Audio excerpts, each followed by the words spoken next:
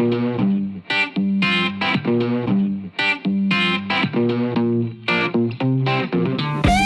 everybody, Dave Clark, aka the Pattern Guy. Welcome to the Pattern Shop and another Talk Chalk. Alright, got a couple things to clarify from the last video. Like I said, I did these things off the top of my head. The very first video, I said I wanted to make sure terminology was correct, and I'm doing awesome on that so far. A couple things real quick. We were talking about aluminum. I said to go get wheel aluminum. It's made out of 319. It's 356. 356 is what the aluminums are made out of. Aluminum wheels are made out of really good aluminum. Actually, it's one of my customers. That's what he uses when he he goes to scrapyard and gets a bunch of aluminum wheels to make his aluminum castings out of. Plus, he works for an aluminum fabricator, and they just do extruded aluminum. I'm not sure what alloy that is, but for the most part, when he's doing general castings, that's the ones that he uses. And if he's got a specific alloy, obviously, they do that. When I was at Arrow, they'd get semi-truckloads of aluminum ingots in there, and they had to do more specific alloys so that they were sure. But we had a couple reverb furnaces that they just chucked old gating in, and they, whatever, for general purpose castings, okay? The other thing I said that I am fairly good at math. I was talking about the donut that the donut of bronze that my one customer had bought so that he could get some bronze castings made at a bronze foundry. He needed a specific alloy, so he went and bought a bunch of bronze. He paid $4 a pound for it. He didn't use it all. He wanted to try to get some of his money back, so when he went back, the guy only wanted to give him $1.80 for the scrap, bringing it back. Okay, so what happened there, I said it was, he paid $4 a pound, they wanted $1.80, so that's $2.20. It was a 220 pound casting. So 2 and 2 is 4. I said 3 something. Actually, I wrote it down. This is $484. Okay, so he would have lost $484 on that transaction. That's a lot of money, so he would have lost more than half his money. So that was the thing with that. So there are a couple of clarifications there. A couple things I got going today. I got a lot of stuff going. I got a lot of things on my mind. I got to get on these cylinders. I'm having a hard time visioning these cylinders. Like I said, they're a little bit different than I normally do for little engines. Okay, so one of the things that you can do is, I said you want to lay out things as much as you can. Okay, and you do it, especially first starting out. All right, so this one I knew basically where I was starting. I established my parting line in that, but this one it's got so many different. It's difficult. Like I said, this is not an apprentice job. So basically, what I'm having to do is I got the. Let's start on this first, real quick. Okay, so I got the last video I set up for getting my split core stick. Okay, so I want to not so much clarify, but I watching the video, I noticed you couldn't see a lot of things, and when I was explaining things, it wasn't clear to me doing it back, and I was the one talking. So so basically what we're doing there, okay, so we got our parting line. All right, now where I was saying with my split centers, okay, here's my little split center thing. All right, and I got a notch in them. Okay, well, my notch in my split center to drive the wood, I know this notch is 1.000. It's 1 inch perfect. Okay, so in order for me to split that, right, divided by 2 equals 500 thousandths, or a 1/2 inch. Okay, Alright, so why you have to do that, okay, so it's gonna be on your board. There's your board, okay? So I'm gonna put, you know, half in the cope, half in the drag, okay? So we're gonna do this exaggerated a little bit, alright? So if I was to be, say, yeah, let's just do it exaggerated like I said. So if I make one 3/4 and the other 1/4, right? So my circle on there's, or my cylinder I should say, is gonna look like that. Okay, well, hey, when I cast this, I'm gonna get a perfect cylinder, right? Yes and no. If I cord that out, okay, I would. But the reason it's got to be perfect is, you know, here, right here, you know, it's going to be undercut here, okay? So that's, you know, where it's got to be perfect.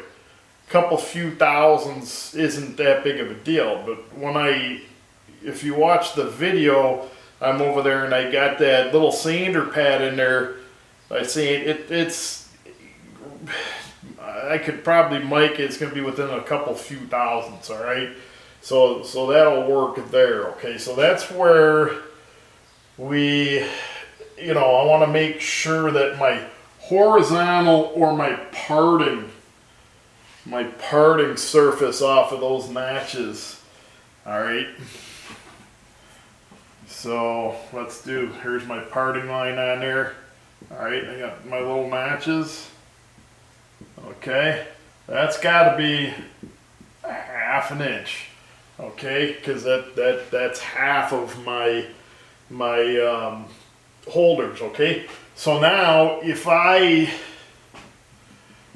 said, and this is where I think I confuse myself and other people. Okay, so looking from the end view, okay, I had it in the hexagonal, or no, I'm sorry, I'm gonna confuse you guys even more. Let's not put a parting board. Okay, I made an octagon, right? I had an octagon shape. All right. Okay, now here's my 1/2 inch, 1/2 inch. Okay, now I was saying I had forgot to put my little 2-inch diameter. It's 2 inches from here to here. All right, that's 2 inches from there to there. All right, so I wanted to put this 2-inch diameter mark on the end so that I could line it up laterally. Okay, so I said, well, that's not a big deal. Okay, and it is and it's not. I only had 1/8 of an inch. I only have 1/8 of an inch in here to goof around with, so it's got to be fairly accurate. I do, when you're just first starting out and add, you know, add 1/4 inch to your stock and add it. Like I said, I found a piece that was already 1.5 inches. I can live with the 1/16 of an inch. I know I can do it. So do a little bit more. But what happens is if I'm off this way, right, say I'm way over here, you know, besides this turning wonky in your lathe, by the time I turn it, you know, it's making its own center laterally, okay? So laterally, it's not a big thing. Horizontally, it's a big deal, okay? You got to really watch what you're doing with that, okay? So that hopefully clarifies that up a little bit. Another thing in turning this, and I'll do it. We'll turn this Saturday, okay, or I'll try to get a video out Sunday, have this turned. Okay, I might do it a little bit before, I'm not sure, but I'll make sure I tape. I want to make sure I tape me turning this, okay? So, say you're looking down, what I'm going to have to do when you start turning things, and like I said, I'll show you this, but I'll show you on the board because you might be able to see it better, okay? So here's my lathe, here's the head, that's where I get my power, right? Here's my bed, and then my tailstock's down here, okay? So I'm gonna have my piece of wood in here, okay? All right. So like I said, what we're gonna do with this one is it's got 2 cylinders in it. Usually they're only 1, and you know, when I get into the train stuff with you guys, we'll go. I gotta learn a little bit myself too, but anyhow.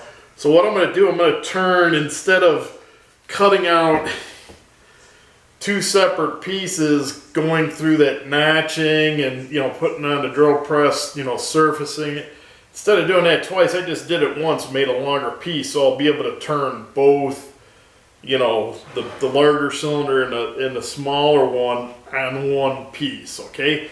So I already know, you know, through the casting here, I know the diameter of what everything's got to be, okay? So there's ridges in here. I showed you a video how you know, I showed you the layout and that. So what I did was I made a little piece of mahogany, okay? I greased it up in there, put some Bondo in there and squish it so I get all my lengths that I need, okay? So like I said, I already have my diameters. All right, diameters are the easy ones. It's just the length is hard to get, okay? So from this, what I got to do is I got to duplicate this, okay? I'm going to duplicate it on a piece of just scrap plywood. I got a bunch of 1/4-inch pieces of plywood. So what I'm going to do is I've got to chalk that smart, right? So I'm going to have a little bit of scrap at the end here, okay? You kind of got to leave them a little bit long too, because you know, you don't want to run your tools into your centers, okay? So I have a little bit of scrap down there, and then I'll have room for my pattern. I'll have a little bit of room in here where, you know, I'm not gonna, it's, you know, I can measure in between patterns, okay? All right, and then I'll have that little space down here, okay? So we'll make this the big pattern down here, or the big core stick down here in the little one, okay? So what I'm going to have to do is I'm going to get a piece of 1/4-inch plywood, okay? And I'm going to have a nice straight edge on it, okay? I'm going to use my square, and then what I'm going to do is I'm going to measure all my lengths of everything, okay? And then I'm going to transfer it. And I have a piece of plywood like this, okay? And then this will look, they're going to look something like this, okay? And then we'll come over here, it's just the same over here pretty much, okay? So what this is called, what I called when I've taught, I know other guys say different things and I can't think off the top of my head, what I call it's a storyboard, okay? So this is a storyboard, and it tells me where I got to start making my cuts on my piece of wood that I'm turning, okay? And like I said, I'll show you this when we're over there, but you know, more than likely, like I said, Joe's having a hard time getting over here helping me film. So this is kind of to clarify for when I film, okay, down the road here. So what I'll do is I'll turn this cylinder to my largest diameter that I need, okay? And then I'll take my storyboard and I'll put it next to it. And when you're first starting out here again, okay, this is going to be for a pattern. So if I was making like a spindle for a staircase or a spindle for a chair or rocking chair or something, I'd get my pencil out, and what I would do is I'd put that up against my cylinder, and I'd put a pencil mark here, here, here. All right, this is a pattern, okay? It's got to be accurate. So we use our marking knives, all right? So it's kind of hard for you, especially when you first start out, to, it's hard for you to get a knife mark. So what I do a lot of times is I'll start with a knife mark. I'll just put a little pencil mark, you know, turn the lathe on, and then I'll you know, put my knife into it, and it'll leave a groove all the way around, okay? So that's where I get started. And then what I do is I take my dividers, okay, and then I measure in between what, and then I stick my one point in that groove that I just made, and then my other one, okay? So that's one trick you can do. Like I said, I'll show you, but I just want to show you up here just in case, you know, it's not going to come out there clear in that. So that's what we're going to have to do. I'll show you how to do it. We're going to have to make what's called a storyboard, and then we'll get going on those cylinders. I'll film it. Like I said, that's one of the important things. It's one of the, you know, that's like kind of figure there's two different types of patterns, round and cylindrical, and just square and in the whatever shape, you know. So cylinders are a lot. So you know, that's one of the things I was saying when we were first looking at all this stuff. You know, buy yourself a bandsaw first, disc sander, oscillating spindle sander. That'll get you going. Drill press is pretty big too, but you know, see if you can find a lathe. The problem with lathes is there's not many of them out there, and they're expensive. So you know, guys know they're not many around. If you're planning into getting into other things and that, get a metal lathe. You know, you get a metal lathe and do this stuff on a metal lathe too. I mean, that's excuse me, you're kind of killing two birds with one stone. Okay, so back to, I started yapping, and then we went back into the cylinder thing. Okay, so what I was saying is with this job, it's a challenge. It's a challenging job. So in laying it out, and I always say that you want to, you know, be 3-4 steps ahead of yourself all the time. All right, this one's a challenge for that particular thing. I basically know a little bit where I'm going. All right, and I try to plan as much as I can, but there are just so many parts to this where it just you just can't do it. So a lot of times what you're going to have to do, and what we're doing with this job, is I'm building it, and I'm kind of figuring things out as I'm going along, okay? So one of the biggest challenge, my next challenge is here, all right, I gotta turn these cylinders, all right, and the cylinders are gonna be going in here. So traditionally, you know, you just have like do the chalk talk thing again, right? All right. I always like to put my boards on here, so start out with my board here. Okay, so this is a cylindrical pattern, okay? And I have to have a core all the way through this, okay? So traditionally, you know, I would turn this cylinder up on the lathe, it's split in half, boom, I'm done, okay? Well, this one, unfortunately, let's do this. Unfortunately, with this one, I got another hole up here. Okay, so I can't just stick a core print out there, okay, because I can't mold this, right? And the big air spaces in between here. All right, so what I got to come up with is I got to somehow attach these two cylindrical core sticks here, okay, and kind of make it one core print, okay. These are core prints, all right, core prints. So I got to incorporate both of these core prints into one. All right, so that's my next challenge. Now, on top of that, okay, I don't know if you can see this well. I hope you can. We'll explain more down the road, because like I said, this is going to be a little bit of a challenge.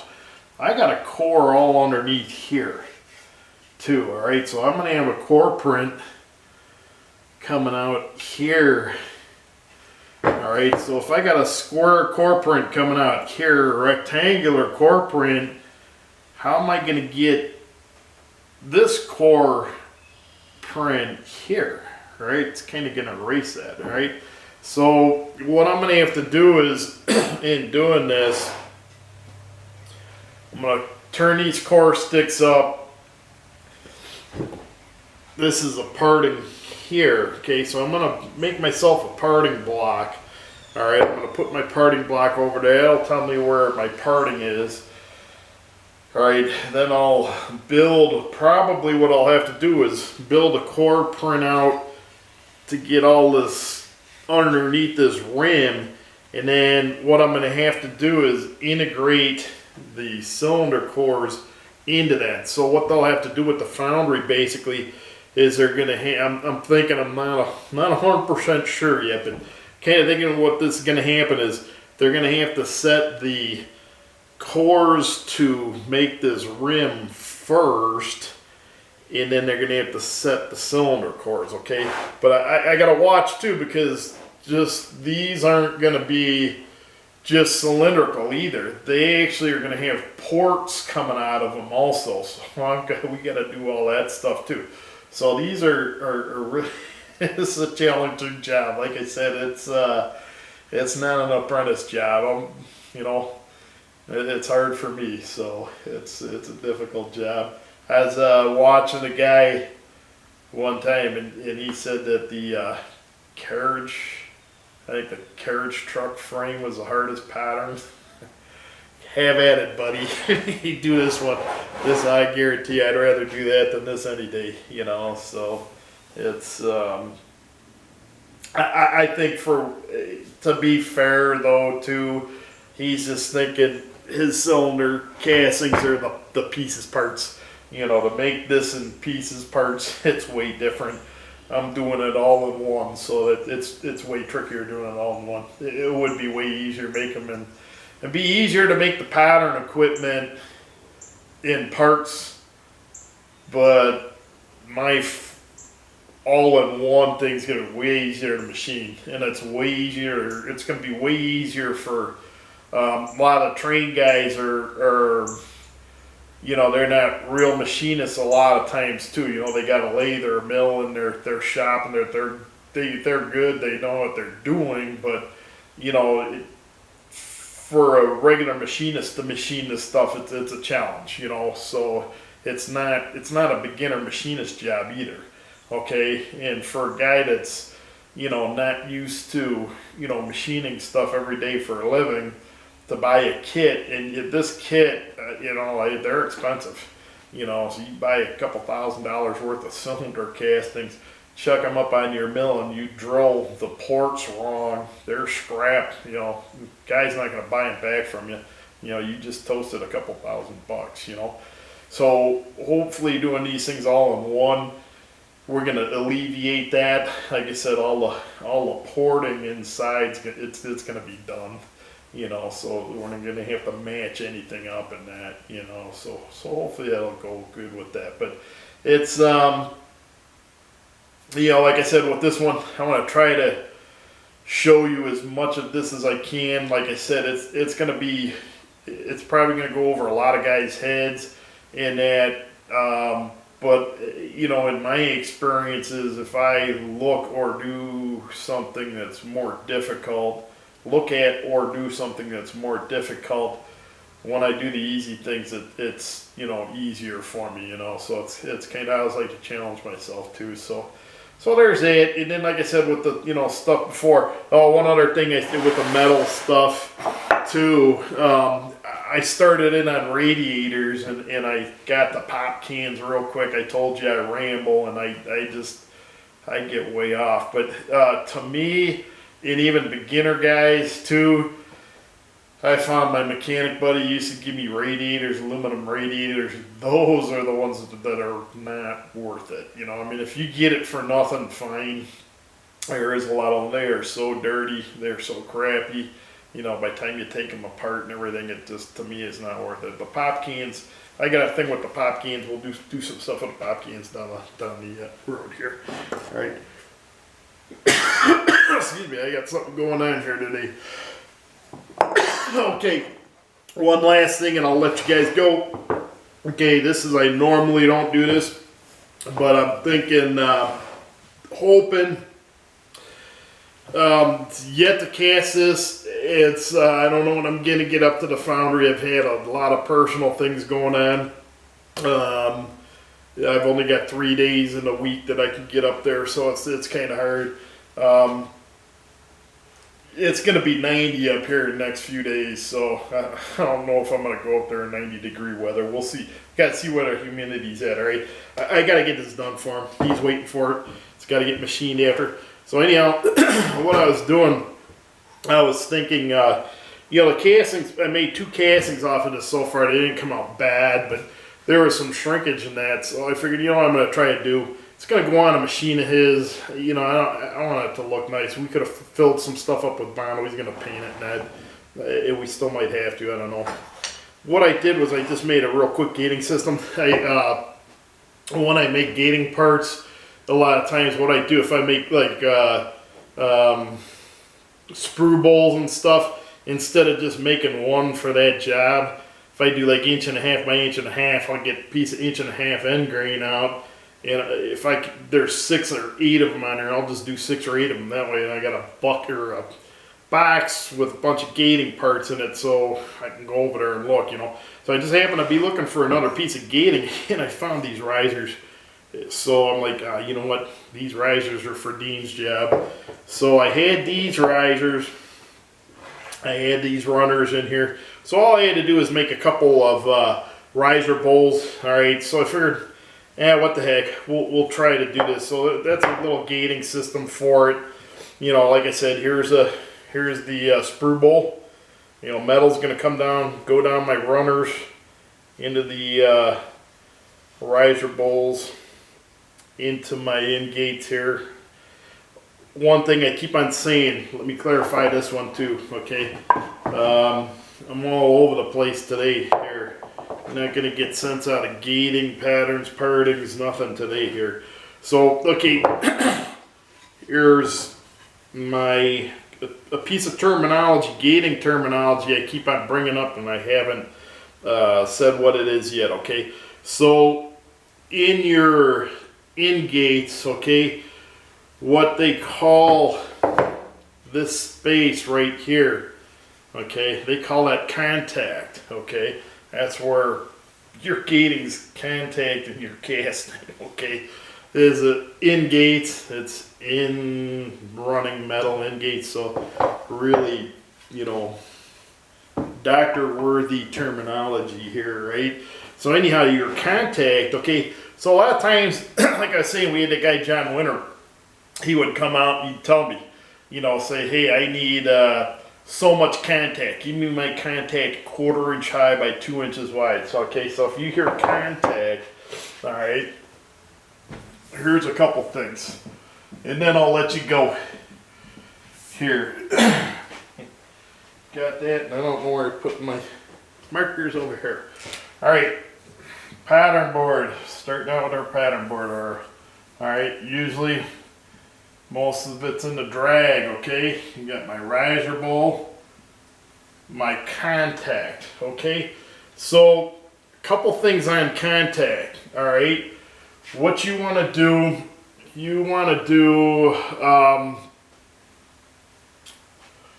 one thing some guys do, especially iron foundries, all right, they'll have me notch them right there, okay? And the reason they do that is so that they can just go around when they demold the castings. A lot of times they're still warm in that, so they can just smack the runners and risers and stuff, and they break off, so they don't have to cut them off. So that's one of the things they do with your in gates. Another thing that's really important with your in gates, I'm going nuts today, guys, sorry. I want to make excuse. I just got so much stuff going and so much stuff on my mind. Okay, guys, might get a little jump in this video. Something happened to the camera yesterday I wasn't aware of. So anyhow, I'm hoping we're leaving off where I left off here. One last thing with the